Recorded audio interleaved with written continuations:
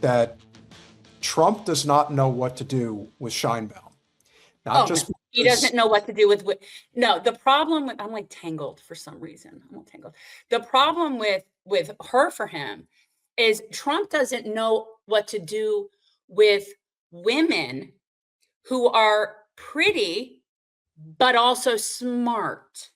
Yeah. See, this is a whole new. He doesn't know what to do with that, because he doesn't want to come off looking like a bully, so he's not going to do the kind of shit he would do if it were a man. And there's no way that he doesn't find her attractive, because she is objectively an attractive woman. So Yes. This to him is a whole foreign concept. Well, Sheinbaum is not only an attractive woman, she's also Jewish, and she is against the state of Israel. So I would say that those are very endearing qualities, to say the least. But now she has taken it a step further. And for the state of California in particular, and for Butch and anybody who's running for office, especially in any of the states that are connected to the southern border. How about this? Mexico's socialist president to roll out universal health care for 120 million people. Look how cute she is. She looks like almost like Miss Rachel there. Yeah, absolutely. So let's do a quick run through. Mexico's 120. Have you seen her walking amongst her people? Have you ever watched her? Yeah, they love her. They love her. But no, have you watched her? How she interacts with people? Because as somebody who I was definitely a Princess Di fan, I want to tell you that Claudia Sheinbaum, the way she interacts with the public, has very Princess Di vibes. Yeah, to me, I agree, and that makes her and they love her. So he's really, she's a pickle for him, and it's about to get a lot higher. 70% approval rating. Yeah, those are totally fake polls. I have 100% approval with MAGA, according to CNN.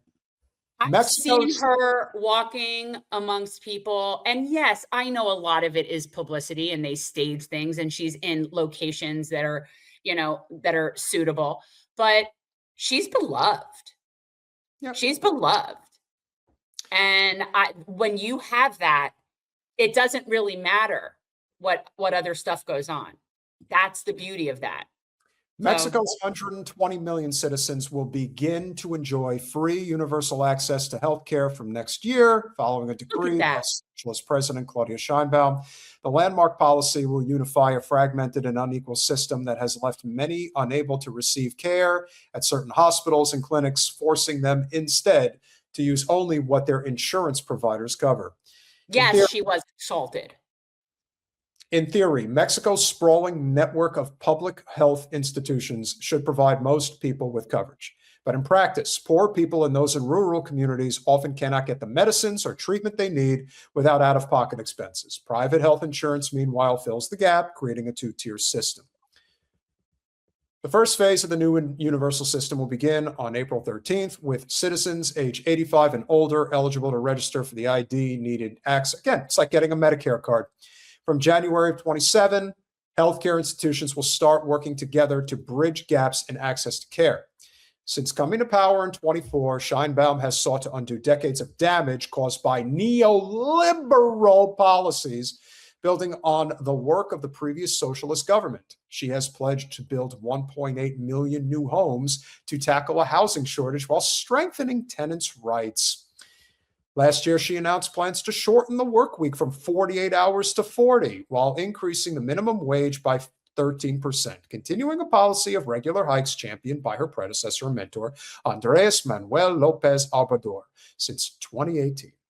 For years, it was said that the minimum wage couldn't go up, that it would cause inflation, that there would be no longer an investment in the country, only foreign investment. Despite that, following cumulative minimum wage increase of 154% since 2018, we are at a record level of foreign investment. When the rich can't hoard everything, you get this. You get a social democracy. This isn't even socialism. It's social democracy. That's what she's giving them. It's the bare minimum. And the fact that it's going to happen in a country that we have browbeat so hard, so long, for so many years, possibly because they're brown.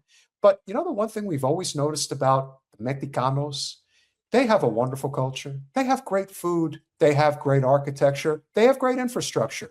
They were here first. They sure as hell were. You hear that, Texas? You hear that, Texas? They were here long before you. But remember that Alamo. So why is this a big deal? It's a big deal because while that is what's going on in Mexico, this is what's going on here at the home front with the fearless leader who's in control of this country. I don't know that I can handle Please him pull right up my now. information. I want to show people exactly what we've been doing. What are we looking at here? Really great things. I need. Oh, this. So before I read this, in case anybody's wondering, I need to prepare for this. Tonight's strain is checkmate, guys. Checkmate. That's a great name for this one. Strain. The two most Catholic countries in the world are Mexico and Brazil. So this should not come as too much of a surprise to anybody. I really like both those places. Pope Leo is weak on crime and terrible on foreign policy. He talks about fear of the Trump administration, but doesn't mention the fear that the Catholic Church and all other Christian organizations had during COVID, that they were arrested. What the fuck does that have to do with anything? Excuse me, I'm talking. Where they were arresting priests, ministers, and everybody else for holding church services, even when going outside and being 10 and even 20 feet apart. I like his brother Louis much better than I like him because Louis is all MAGA. He gets it and Leo doesn't. I don't want a pope who thinks it's okay for Iran to have a nuclear weapon. I don't want a pope who thinks it's terrible that America attacked Venezuela, a country that was sending massive amounts of drugs into the U.S., and even worse, emptying their prisons, including murderers, drug dealers, and killers, into our country. And I don't want a pope who criticizes POTUS because I'm doing exactly what I was elected to do in a landslide, setting record low numbers in crime. And he says that every tweet. Landslide. Landslide. Here's the thing. If you won in a landslide, you wouldn't keep saying you won in a land. You wouldn't have to keep saying that. So he to me is, I don't think I've ever seen a more insecure person in general. If you have to keep announcing your greatness, you're not so great. Leo should be thankful because, as everyone knows, he was a shocking surprise. He wasn't on. Since when was the Pope's job to be hard on crime? Exactly. Well, I'm sorry. I don't think that he probably studied that at seminary. And was only put out there by the church because he was an American, and they thought that would be the best way to deal with President Donald J. Trump. Yes, I speak in the third person. If it wasn't in the White House, Leo wouldn't be in the Vatican. Right. Unfortunately, Leo's weak on crime, weak on nuclear weapons, does not sit well with me, nor does the fact that he meets with Obama sympathizers like David Axelrod, a loser from the left, who was one of those who wanted churchgoers and clerics to be arrested. Leo should get his act together as Pope, use common sense, stop catering to the radical left, and focus on being a great Pope, not a politician. It's hurting him very badly, and more importantly, it's hurting the Catholic Church. President Donald J. Trump.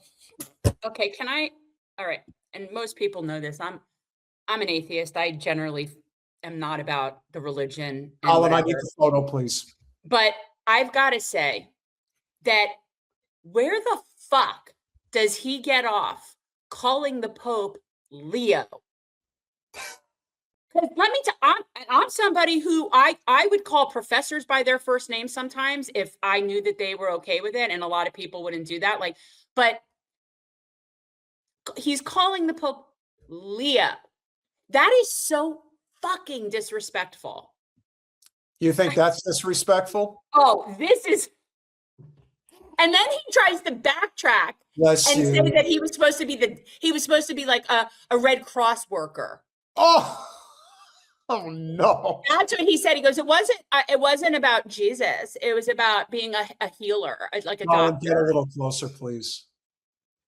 He is, I think it looks more like Jon Stewart than Jeffrey Epstein. Well, no, here's the thing. I am not into the diversity bullshit because I know it's overrated, but it's so deliberate that everybody's white and they're all so waspy. Again, I don't see how they think that looks like Jeffrey Epstein. Whatever he is. And look at Jen, it's not just that, it's the American flag, it's the Statue of Liberty, and then you've got the fighter jets flying in the background. Right, for the peace president of the War Department. Okay. And then also above him in the middle. That looks like Satan. Is that Thanos? Is that looks Thanos? like Satan. I do not understand. If this is not an act of, like, again, I have to look for like cameras like that are not this camera. Like, are they wanting the 25th Amendment? Are they like, what's the plan here? Maybe he's testing the waters to see how far he can push it before they finally say, all right, we've had enough. But somebody who puts this out, again, I'm not into the religion. I don't do like pomp and circumstance, but it's just so disrespectful. You know what I mean? Like, I'm an atheist, but I can respect other people's religions if it's important to them. And I would not be, that's just disrespectful. Beyond disrespectful. This is insane.